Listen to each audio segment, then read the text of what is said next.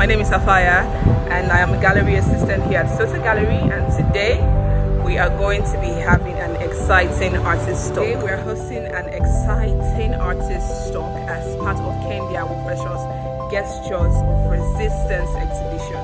So come with me as I take you into the gallery.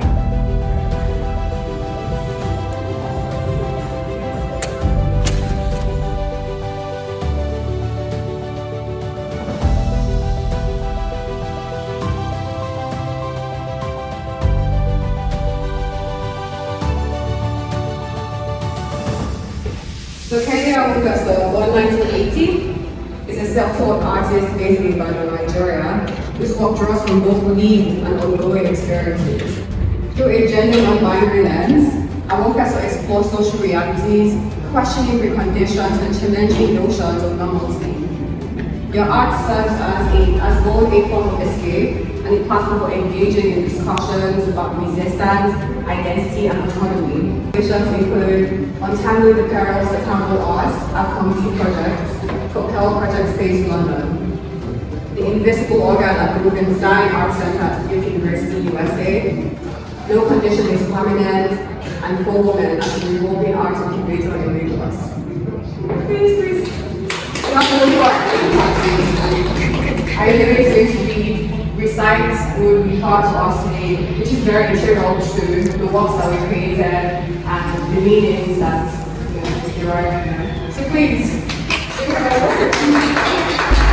One of the things that I market now is the voice of the witnesses. The person that is involved is usually like, these stories are told from 3 different perspectives, and each different perspective goes into different parts of the fact and their meanings and their implications. In this stanza, they said Apani Bobotono is one of the people that divined. Oruni Wewe Jepona is the second person. Actually is very meaningfully like, before I started divining on my Ifa, I first divined on the ground. My feet touched the ground for years and years before I now started divining on a board. And they now added an address there. They said, at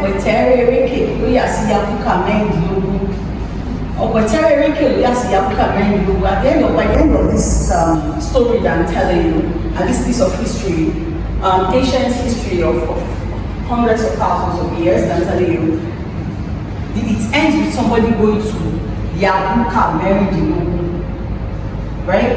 So they are now, in that last line, they're saying there's this Terereke. It's that Terre that goes to that, if you want to go to Yabuka Mary, you have to first reach that Terre in Irete.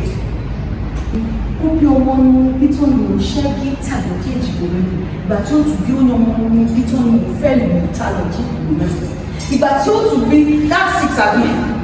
this person that you're told, bro, don't even think about it, right? And if I use male pronouns in this instance, because even they're called Papa in Yoruba, like I'm not talking about the Western definition of man. So when I'm using male pronouns, I'm using it as Aje, somebody who knows their shit, right? Somebody who has done so much and so well for themselves. Wọ́n nígbà tí ó tún bí, ó bí ìgbà mo bí mo tán lọ́rùn mi tó gún gẹ́gẹ́. Ìgbà tí ó tún bí, ó wá bí ìgbà mo bí mo tán ni wọ́n fọ̀ mọ́. It's very, like, I wish everybody understood English, but I'm going to try and bring everybody along. So the first child that Ola had was a community and called the person Alara. The next child that Ormila had was Ajilo. And Ajilo was where Ormila realized, wow, I'm in trouble for creating this community, right? This community that I started, I'm in trouble with this. By the third child, Ormila had self-abandoned.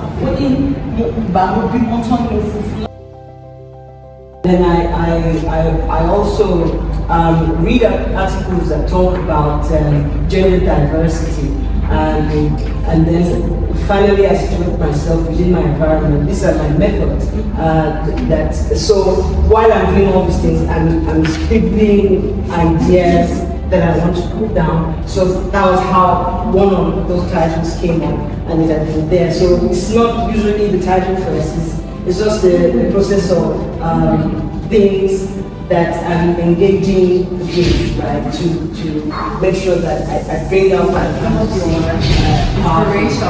So it makes so much sense. And I would like to talk about you derive inspiration from this aspect, because you said in the artist statement that the photographic, you get inspiration from poses, from videos and photographs, and that these influences some of the gestures and phrases and the movements that you incorporate into your painting.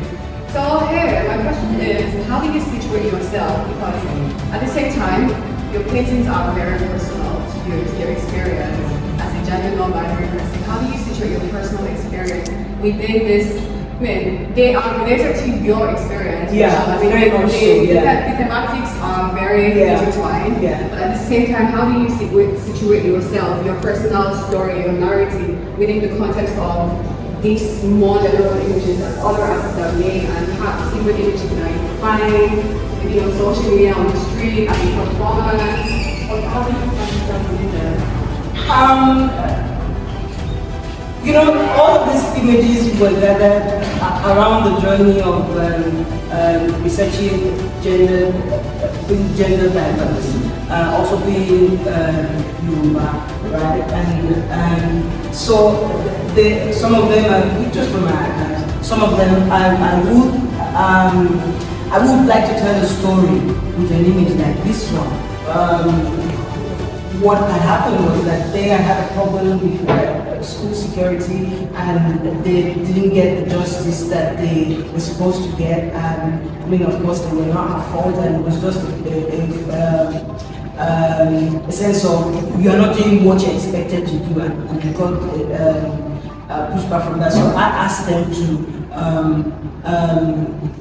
make photographs to express that feeling within a performance, right? And so they did that, did photographs, and also captures what, because the gestures also tries to say something. It also tries to tell you. So I was interested in getting those gestures, and so while they did that, they said that. So if I'm not working with a model, I'm also situating myself in my own story. This is also a story on its own. I think I have another. Because also a story on its own. So I situate myself within my experience and within my lived experience. I try to make that connection between what is expected and what the reality is, and I find a balance to situate the story. So you find this is a series that this particular one is like in a series. There was In Tune one, which sort of started this performance part of my production, where I was focusing on body movement as a way to express. So what I would do is capture images and then put that on canvas and give it that form. So this is a continuation of that, but this delves more into my personal journey, into my own mental health, or what I'll say spirituality, or my belief within Yoruba system, where the body is neither male or female.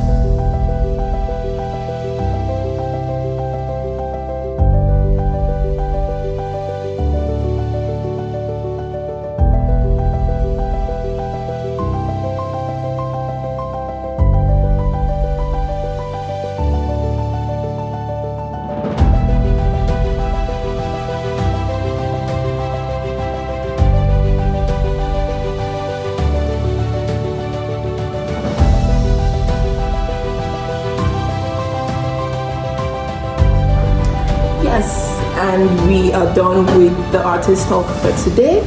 Kehinde and Awofeso shared insightful stories about their art process. And this is one of the reasons why working in the gallery is quite interesting. So stay tuned for more behind the scene content as I take you through my journey working with incredible artists and curating amazing exhibitions. See you soon.